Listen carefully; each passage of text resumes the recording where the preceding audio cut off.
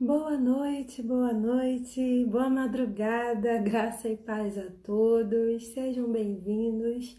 Nós estaremos novamente ouvindo o testemunho, a pedido de vocês, do nosso querido e amado pastor Marcos Martins. Sim, estaremos novamente ouvindo o testemunho dele. A paz, todo o pessoal que está aí do Amino, Deus abençoe a sua vida também, em nome do Senhor Jesus. É mistério de Deus, né, Érica? Deus faz do jeito que Ele quer. Não ficou gravado, eu falava, até brincava contigo, falava assim, mas como eu vou fazer para chorar agora? Mas Deus é lindo e maravilhoso. É, Deus tem, como comentava contigo, falava assim que é, quando eu tinha 5 anos de idade, parecia que tudo estava indo bem na minha vida. Antes dos 5 anos de idade, uma família, é, tudo estava indo, como vamos dizer assim, bem. Até que um dia pegou e eu fico sabendo que a minha mãe tinha câncer de útero. Nessa época eu tinha 5 anos, hoje em dia tenho 31, assim que foi muitos anos atrás, lá em Uruguai. Não tinha recurso porque eu morava no interior, em um povo muito pequeno mesmo, do interior. Então não tinha como chegar até o hospital. Então a gente não tinha como chegar até o hospital. Demorava de 1 a 2 semanas para chegar uma ambulância até lá. Aí foi o que aconteceu. É, um dia Giz, é, chegou a ambulância, a gente ligou, chegou a ambulância, né? Com todo o sacrifício. É, eu sempre falo que é uma palavra que sempre me ficou dentro de mim. Foi quando a minha mãe me falou, foi o último beijo que me deu na testa e falou assim, filho, nunca esqueça que eu te amo, que a mãe te ama. E isso foi a última palavra que eu pude ouvir dela, porque depois daí não vi nunca mais ela. Ela falou, eu vou e volto. Só que ela foi e não voltou nunca mais. Isso foi o que aconteceu. Ela foi e não voltou mais. E isso ficou dentro de mim, dentro da minha mente, na minha cabeça. Esse eu vou e volto ficou ali. Aí eu não sabia o que era uma pessoa falecer. Com 5 anos de idade, não conhecia nada, não tinha noção do que era isso. O que era morrer uma pessoa, eu não tinha ideia o que era. Um certo dia, o meu padrasto, eu morava com o meu padrasto, ele chegou bêbado, é, e ele abusou de mim sexualmente, abusou, me dá um pouquinho de trabalho, porque como homem dá um pouco de constrangimento isso aí. Ele abusou de mim sexualmente e na mesma hora me jogou na rua e eu não entendia o porquê de tudo isso. Isso ficou na minha mente, ficou na minha cabeça. Vou falar para vocês, se eu falar para vocês que eu não senti medo morando na rua, eu estou mentindo. Pedi ajuda, pedi, ninguém quis me ajudar. Mas mesmo assim, morando na rua, lutando, eu tenho uma cicatriz aqui que eu mostrava aqui, ó. Tem uma cicatriz aqui. Foi a primeira vez que eu recebi um ferro na minha cabeça, que me mandou para UTI. E a briga foi porque deram para mim um lençol, que estava frio, deram para mim um lençol de presente, e chegou outro querendo pegar de mim, e eu todo louco, né? Peguei e a gente, como você fala aqui no Brasil, a gente saiu na mão, e a gente brigando por um lençol na rua. E aí foi outro, deu um ferro na minha cabeça. Tem outra cicatriz mais aqui, mas não dá para ver pelo cabelo também. Ah, isso é bem grandona, uma cicatriz que ocupa um espaço assim, aqui na cabeça também, grandona, que por isso que eu pintei o meu cabelo para trás, justamente para que não se note, porque se eu abro, a meu cabelo fica aberto assim aqui, porque foi uma ferida muito grande. Por duas vezes teve na UTI, não, graças a Deus, tudo bem, nunca deu nada assim mais grave, até que eu teve 13 anos de idade, é, quando teve 13 anos de idade, a gente cresce com isso dentro de o ódio, o desejo de morte, o desejo de matar. Para você ter ideia, na rua, lá onde que eu morava, eu falava para você, nunca, não saiu o nome desse boneco assassino, o Choque, Cheque, uma coisa assim que você chama, não sei como é. Chucky, o boneco É isso assassino? aí, é isso aí. Esse era meu apelido na rua. Porque eu era uma pessoa muito quieta, porém as pessoas sabiam que se mexia comigo, eu não ia falar, não ia conversar. Eu não conversava, eu ia direto ao ponto porque na rua a gente se cria assim, a gente é assim, vive o mais forte e morre o mais fraco. Esse era um lema que tinha na rua. E eu estava acostumado com isso, era um bichinho de rua falando. E com 13 anos de idade, 12, 13 anos de idade, eu arranjei uma corda e eu decidi tirar minha vida. Já não estava aguentando mais, já não estava querendo viver mais. Sincera a verdade, eu não queria viver mais. Era muito ódio dentro de mim. Para mim, a minha mãe tinha morrido, eu já entendia essa idade. Ela não ia voltar mais. E para mim não tinha mais sentido de vida continuar adiante. Não ia ter um sentido de vida para mim. Não estava arranjando algo para viver. E não queria mais viver. Peguei e me pendurei de uma corda da ponte, que eu morava debaixo de uma ponte, que eu me resguardava aí. E eu decidi tirar minha vida. Como falava, parece uma coisa insólita, mas eu quando acordei dentro de uma casa de um pastor. Esse pastor foi que salvou a minha vida. Esse pastor teve muita paciência comigo, ele, a esposa dele.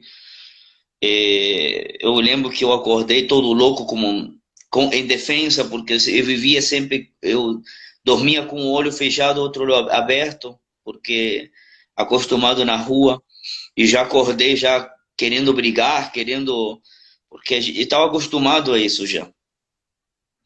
E ele, a primeira coisa que eles fizeram, me abraçaram, falaram comigo, começaram a me fazer que eu entendera, mas só que eu não entendia isso.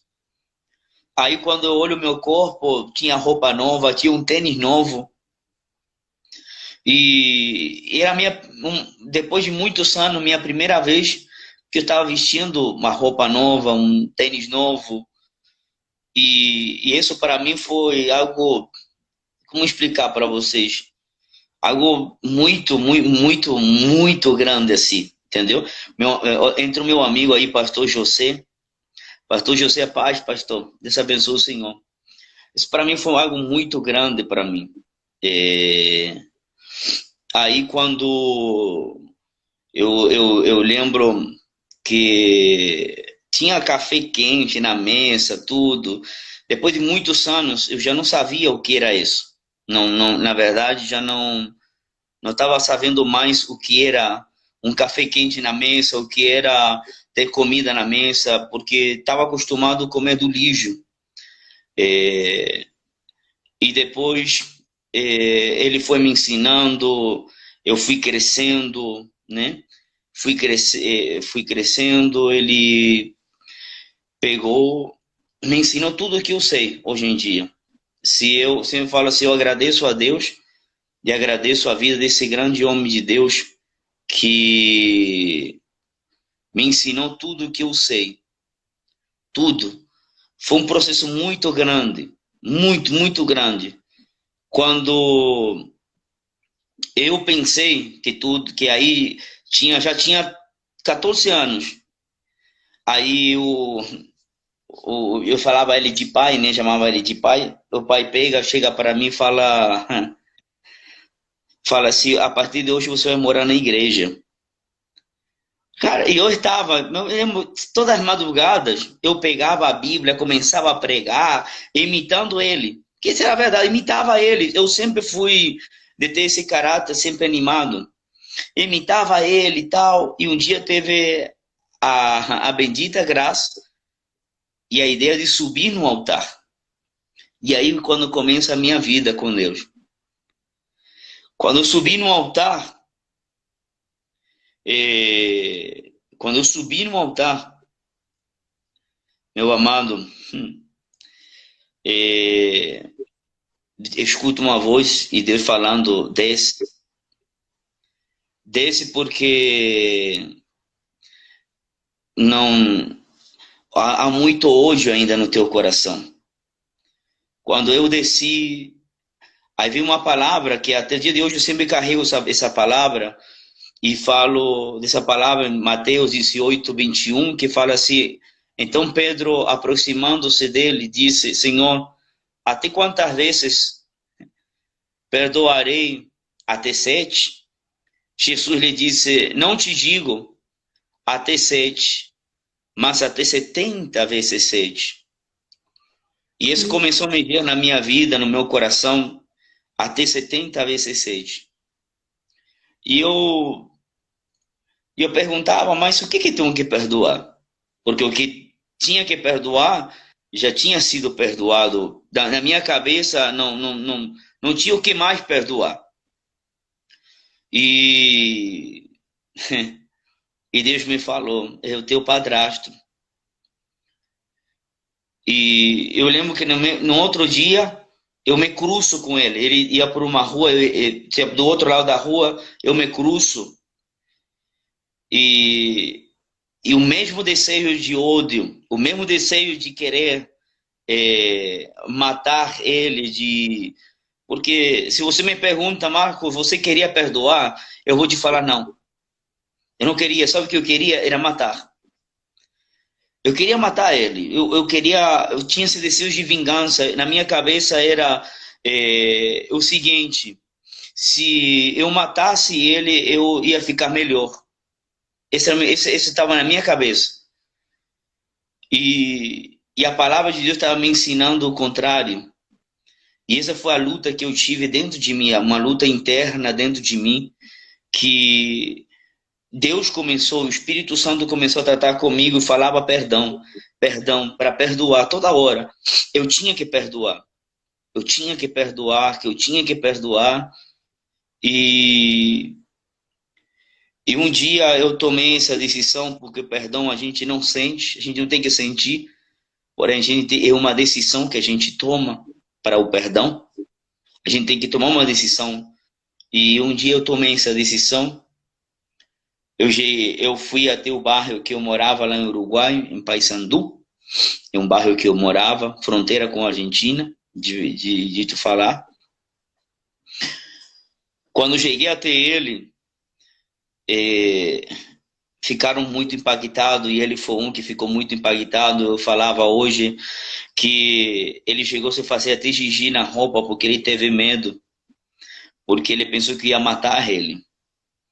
Só que eu apenas olhei nos olhos dele e comecei a falar que Deus já tinha tratado no meu coração e que eu estava pedindo perdão para ele. Aleluia. Que tudo o que tinha acontecido, eu também tinha errado, eu também tinha falhado muito. E quem era eu para julgar alguém? E, de fato, quem sou eu para julgar alguém? Porque do mesmo modo que Jesus me perdoou um dia, do mesmo modo que Jesus um dia me tirou da morte, porque eu, no meu sentido, não tinha mais valor, não tinha sentido de vida, e ele me perdoou, quem era eu para guardar mágoa, rancor, ódio de alguém? Por mais que tinha feito o que tinha feito, quem era eu? E isso que me fez ver e olhar foi Deus. Porque homem nenhum ia me fazer entender algo que estava dentro de mim, tirar esse desejo de vingança que estava dentro de mim, de querer tomar partido pela minha própria vida, pelas minhas próprias mãos. Ninguém ia me ensinar isso. Foi só Deus, foi só o Espírito Santo que ele tratou, que ele falou, e eu pedi perdão. Como ele falava hoje, ele aceitou Jesus, entregou a sua vida para Jesus, e quando ele aceitou Jesus, da mesma semana, ele faleceu, ele morreu, meu padrasto. Não teve a oportunidade de poder desfrutar ele, que não teve, lastimosamente, não teve. Me hubiese gostado também de ver essa face dele, de ele transformado, porém, de fato foi transformado, porque ele evangelizava muito,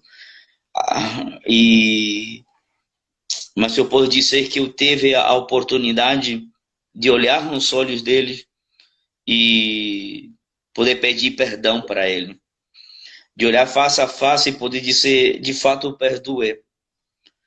Não ver mais aquela pessoa e sentir aquele desejo de morte, sentir aquele desejo de querer matar, porque muitas pessoas vão dizer, mas de fato ele terminou com a tua vida, ele acabou. E depois eu entendi que a minha vida começava aí, na verdade.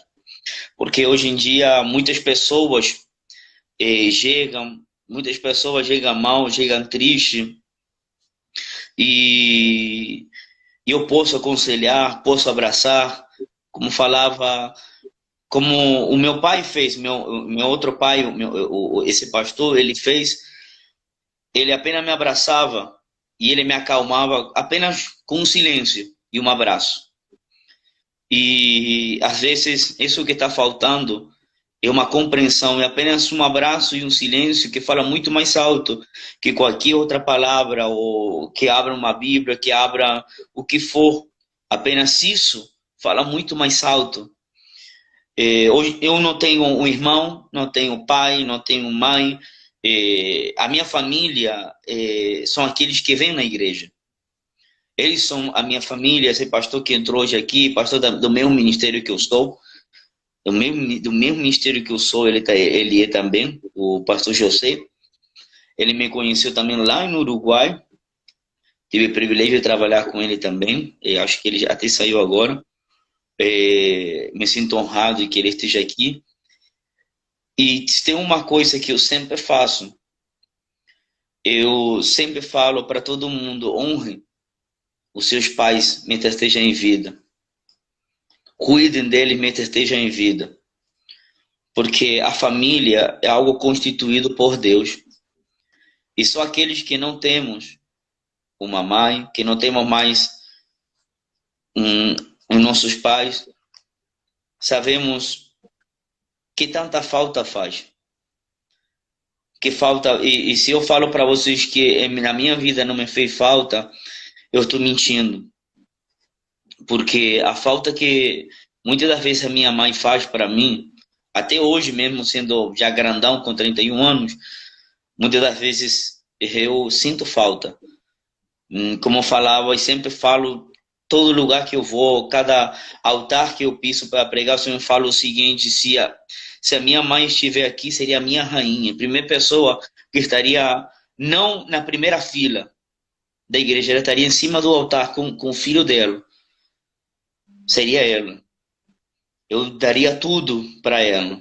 Não tenho essa oportunidade hoje em dia, então eu sempre trato de cuidar das pessoas que vêm na igreja, trato de amar eles, trato de dar minha vida por eles, no que eu posso ser e fazer por eles, eu sempre tento e faço tudo por eles.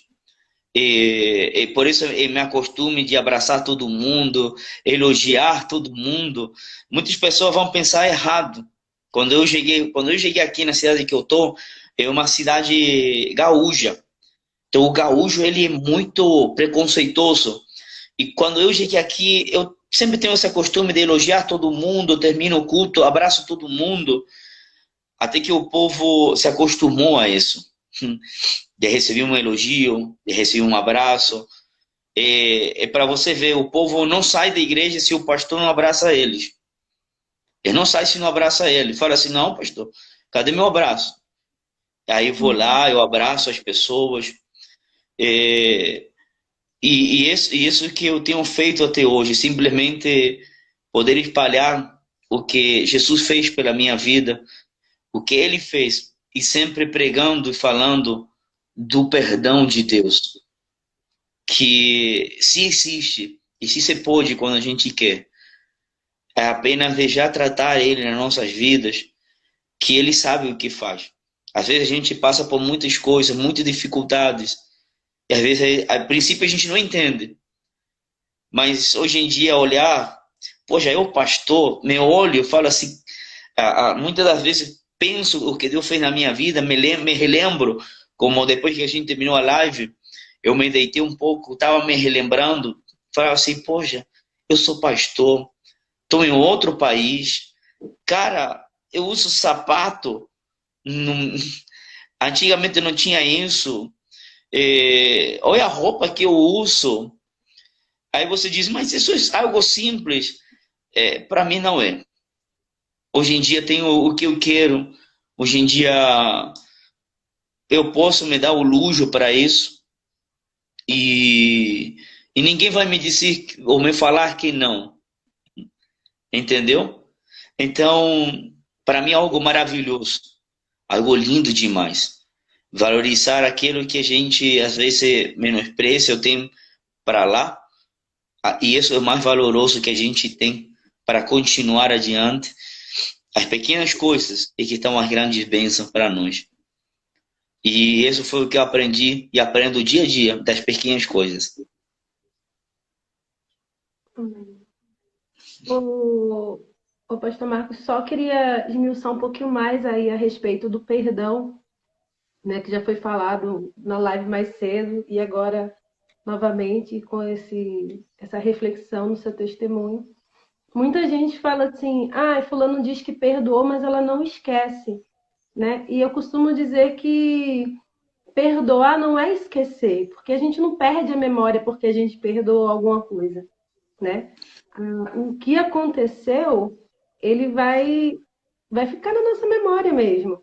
Agora, eu acho que o conceito do perdão é você ser capaz de lembrar sem mágoa, lembrar sem dor, né? E enxergar aquele mal, aquilo que aconteceu, que foi necessário até liberar perdão por causa disso,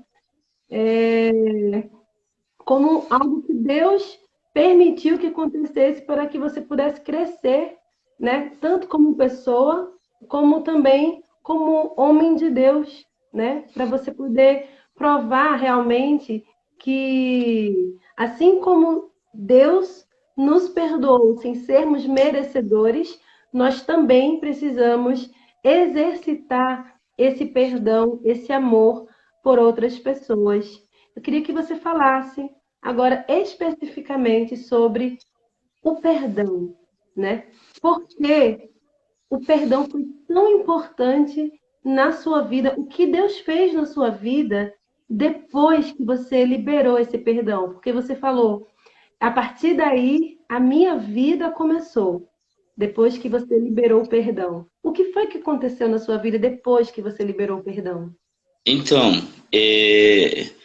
muitas pessoas falavam para mim que Deus tinha grandes planos, que Deus tinha grandes projetos, porém eu não entendia o que era isso. Quando eu resolvi perdoar não, senão pedir perdão e me perdoar a mim mesmo, porque o mais difícil é a gente poder se perdoar. Isso é o mais difícil de tudo. Quando a gente tem um verdadeiro encontro com Deus e a gente entende que para primeiro liberar o perdão, eu tenho que me perdoar.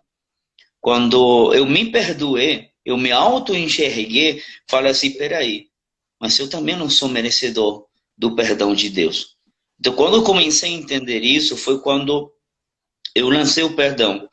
E quando eu olhei nos olhos da pessoa, pedi perdão, é como que se viu que a gente parece que a gente está carregando algo muito pesado. Bom, quando eu pedi perdão, é como que eu me senti leve. É como que esse peso que até esse dia tava, ele saiu, ele foi embora. E a partir desse momento, quando eu cumpri 15 anos, o presente que Deus deu para mim foi o pastorado com 15 anos de idade. Fui levantado como pastor. Deus passou por em cima de toda. Porque se a gente sabe da Assembleia de Deus tradicional, não existe pastor de 15 anos, e menos solteiro. Nunca ia existir. Mas Deus passou sobre todo o protocolo, como ele sempre faz. Eu sempre falo que quando Deus está, ele passa por cima de todo o protocolo, por cima de tudo, e foi o que ele fez. Ele passou por cima de todo o protocolo, preconceito, por cima de tudo. E ele me colocou lá. E de fato teve uma mudança muito grande dentro de mim. Já aquele menino que ficava quieto, que não conversava com ninguém, que era agressivo, já começou a ser diferente totalmente. E sou o que eu sou hoje em dia, sou uma pessoa totalmente espontânea, uma pessoa que muitos que estão aqui agora talvez conheçam o personagem chamado Belo lá do aplicativo, que eu fiz esse personagem mais que nada para quebrar esquemas e protocolos, para mostrar para as pessoas que as pessoas merecem uma segunda chance sempre de ser conhecidas. E que muitos falam assim, não, mas a primeira imagem é o que vai ficar marcado. E eu mostro para as pessoas que não é assim, que não é verdade, que a gente merece uma oportunidade, merece dar uma segunda chance para ver como se revertem muitas situações. Então, por quê? Porque você imagina se Deus olhasse no primeiro olhar para nós, a gente estaria lascado. Verdade. Então, o perdão, ele liberta nós. Ele liberta de dentro algo que está dentro de nós. Aquele desejo ruim que está dentro de nós. E ele nos liberta daquela prisão que a gente não consegue sair. Mas quando a gente libera aquele perdão, a gente se sente livre, realmente. Porque aí a gente começa a conhecer a verdade. E a verdade é que a gente primeiro recebe o perdão sem merecer, para depois começar a praticar o que a gente recebeu mesmo sem merecer. É verdade. E é isso aí. É verdade. É, Então, com 15 anos, você foi levantado pastor Isso. da Igreja Assembleia de Deus, quebrando todos os protocolos, né? E todos os paradigmas também, acredito, da religiosidade, porque provavelmente foi bem difícil é, outros pastores mais velhos e mais tradicionais aceitar, né, essa realidade que você estava vivendo. E você comentou um pouco mais cedo que a partir daí você também terminou indo pregar e conheceu outros países. Como foi essa experiência? Ah, para mim, até hoje, poder estar hoje no Brasil, tudo, para mim é um privilégio, uma honra tão grande de parte de Deus. É algo que eu não me sinto merecedor. Nunca me senti merecedor, nem sequer. Às vezes eu fico, tipo, eu não sei como explicar quando as pessoas falam assim, vem cá, o que que você é? Não, eu sou pastor. E que hoje em dia as pessoas me chamam de Senhor, que as pessoas me respeitem. Poxa, para mim, eu não me acho merecedor de nada, porque para mim é uma honra tão grande o que Deus fez e faz na minha vida, que nunca vou me sentir merecedor de algo tão imenso do que Ele fez. E eu não me canso de agradecer a Deus de ter tirado alguém que não tinha futuro, talvez, que se enxergavam, que as pessoas cuspiam para ele, que as pessoas menospreciavam, e hoje em dia poder, como quem diz, ser alguém, porque lugar que eu vou, eu, como falava ontem com um amigo meu daqui da minha cidade, assim como eu me sinto na mesa de um rei, também posso ser me sentar na mesa de alguém que talvez não tenha muito. Eu não vou falar pobre, porque não existe pobre diante da presença de Deus.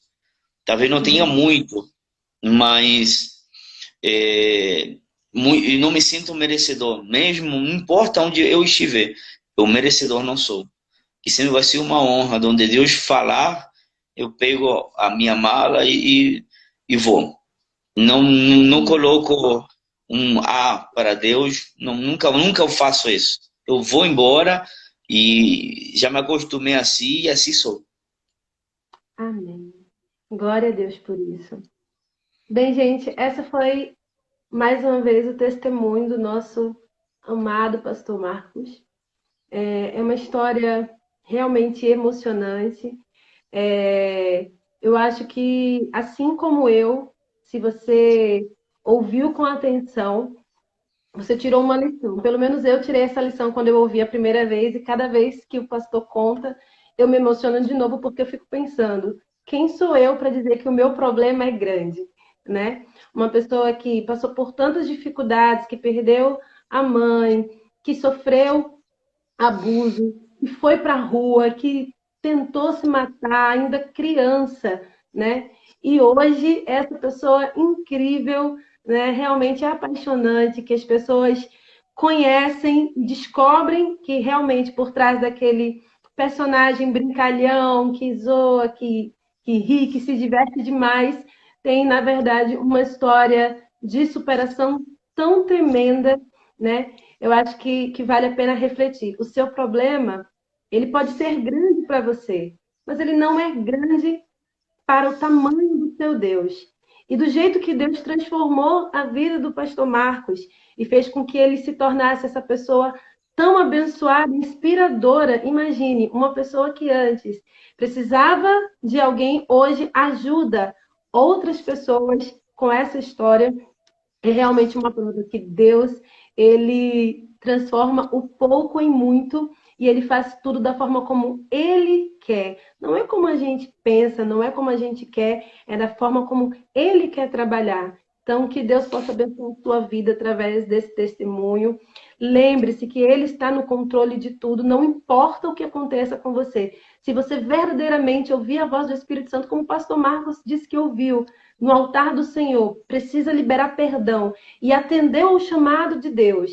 E assim que ele liberou esse perdão, Deus começou a trabalhar na vida dele de uma maneira tão poderosa, a ponto dele estar aqui hoje conosco, contando esse testemunho. Deus pode fazer o mesmo com você. Amém?